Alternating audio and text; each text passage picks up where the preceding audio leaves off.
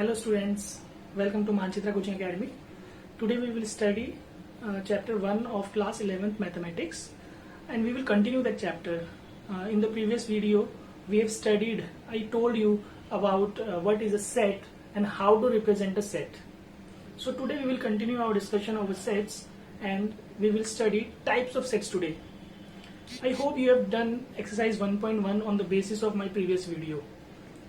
So today I will teach you types of set, which is the topic of our exercise 1.2, and I hope after viewing this video you will be able to do exercise 1.2 easily. Let us start exercise 1.2. The concept of 1.2, the topic here is types of sets. So students, types of sets means that you have studied what are sets.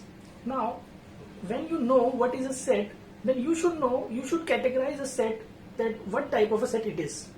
So we have generally three types of sets here.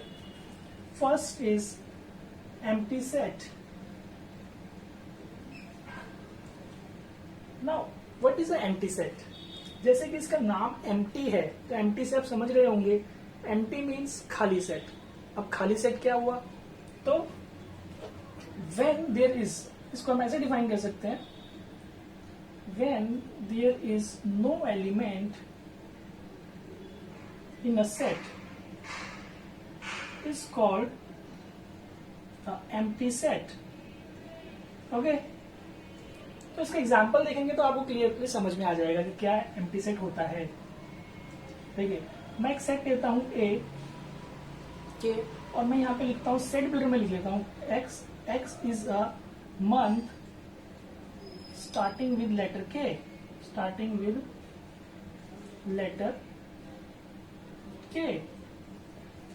तो देखिए students, आपने ये method देखा था, इस method का क्या नाम है? Yes correct, set builder method. Set builder method में ये क्वेश्चन दिया है, तो क्या हम देखेंगे कि इसके हम रेस्टर फॉर्म में कोई एलिमेंट्स लिख पाएंगे? x is a month, x हमारा एलिमेंट है A का, और x को डिफाइन कैसे किया गया है? x is a month starting with letter K. तो कोई मंथ जो है K से स्टार्ट होता है क्या? कोई मंथ, x A का एलिमेंट है, x is a month starting with letter K. तो क्या कोई मंथ K से स्टार्ट होता है क्या? बिल्कुल ठीक नहीं होता.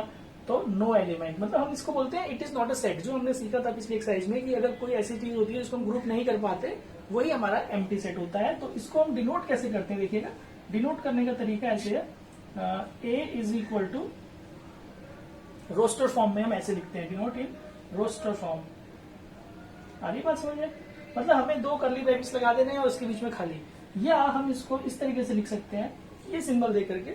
इसको हम रीड करते हैं 5. इसको हम क्या रीड करते हैं? 5. इसका प्रोनाउंसिएशन 5 है. 5 का meaning empty, means there is no element in that set.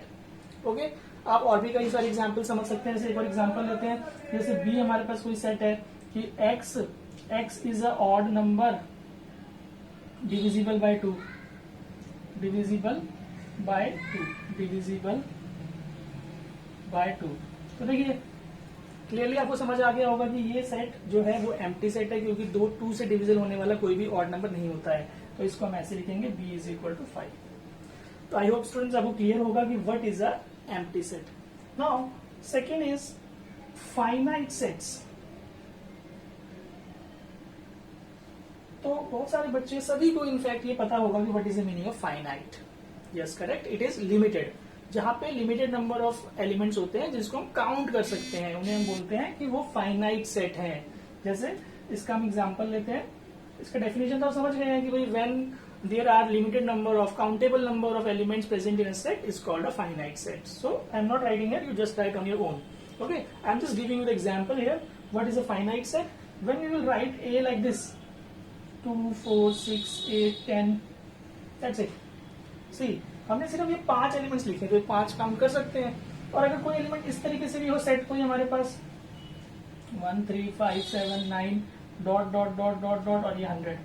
तो देखिए इसका मतलब क्या हुआ कि 1 से लेकर के डॉट मीन्स आगे भी बहुत सारे हैं, बट हमने लास्ट एलिमेंट यहाँ लिख दिया है 100, तो यानी कि ये 100 तक ही है. समझ आ रहा होगा आपको? अच्छा, इसका एक एग्जांपल लेते हैं हम सेट बिल्डर फॉर्म में.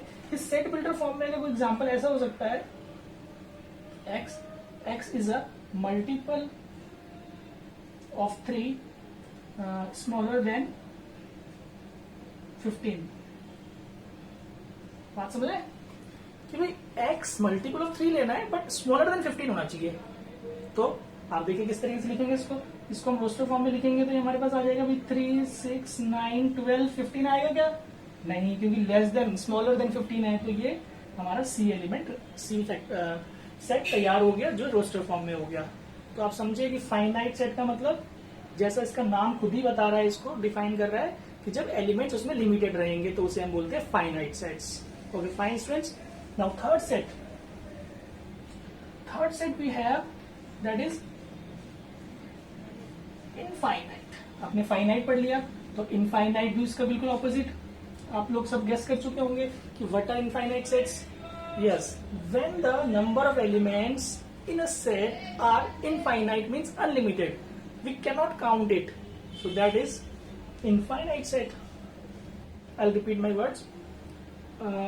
Infinite sets are those sets in which the number of elements are not countable, are not limited, we cannot count them, then it is called a infinite set. So we'll take example again here.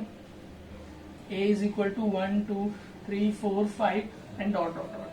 See, in roster form it is very easy to recognize that which type of a set it is, because in roster form the elements are written clearly, so we can see if there is a dot dot in the end and no last element is written, then it is a infinite set.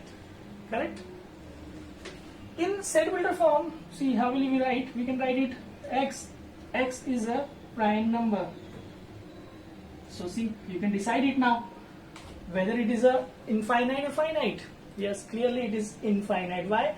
Because when you will write it in roster form, then it will convert at 2, 3, 5, 7, 9, not 9, 11, 13, 17. All the prime numbers will come in it, which are infinite in number. You already know. Okay. Now these are infinite set. I hope it is clear to you. Now we have fourth, that is equal sets.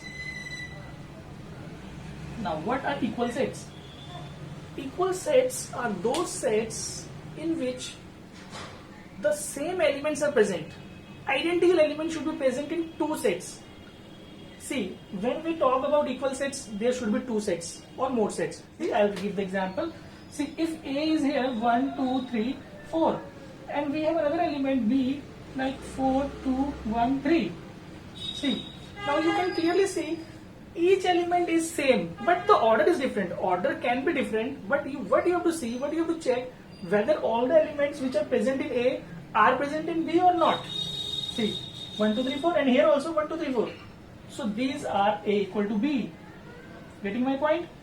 If there would have been a number extra here or here, then it could not be a equal set. You can easily understand it. Is it clear to you? I hope it is clear to you that what are equal sets. Now one is equivalent set.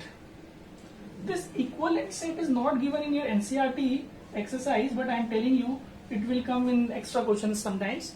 So what are equivalent sets? Equivalent sets are if NA is equal to NB, where N equal to number of elements. Understood? इसका meaning है कि अगर एक element ए के पास number of elements जितने हैं, number of elements, और उतने ही नंबर ऑफ एलिमेंट्स बी में हैं, तो वो इक्विवेलेंट होते हैं।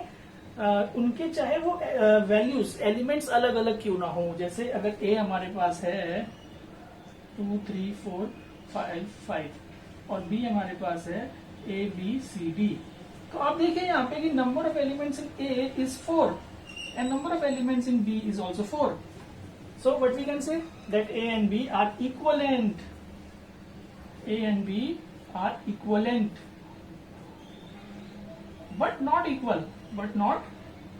देखिए क्लियरली देख सकते हैं आप, क्योंकि यहाँ पे जो एलिमेंट्स है वो सेम एलिमेंट्स नहीं है, अलग है एलिमेंट्स, बट नंबर उनके सेम है। 4 इसके पास है, 4 इसके पास है, तो वो इक्विवेलेंट होगा। और अगर सेम आइडेंटिकल एलिमेंट्स उनके पास रहेंगे तो वो इक्वल होगा। Clear? I hope it is clear to you students. अब ये जो मैंने आपको वीडियो है, हमारी इस वीडियो को देख करके आप एक्सरसाइज 1.2 इजीली सॉल्व कर पाएंगे। आई होप किसी क्वेश्चन में आपको डाउट नहीं होगा, क्योंकि बहुत ही सिंपल एक्सरसाइज है। 4 to 5 क्वेश्चन ही है उसमें, और जस्ट आपको क्या बताना है कि भाई एम्प्टी सेट कौन सा है फर्स्ट क्वेश्चन में, सेकंड क्वेश्चन में फाइनाइट है या इनफाइनाइट है, और इसी तरीके से इक्वल सेट है या नहीं है। बस दैट्स इट। इतनी सी एक्सरसाइज है, ये आप लोग आज करिएगा इसको कंप्लीट। उसके बाद मैं नेक्स्ट वीडियो में आपको एक्सरसाइज 1.3 करवाऊंगा।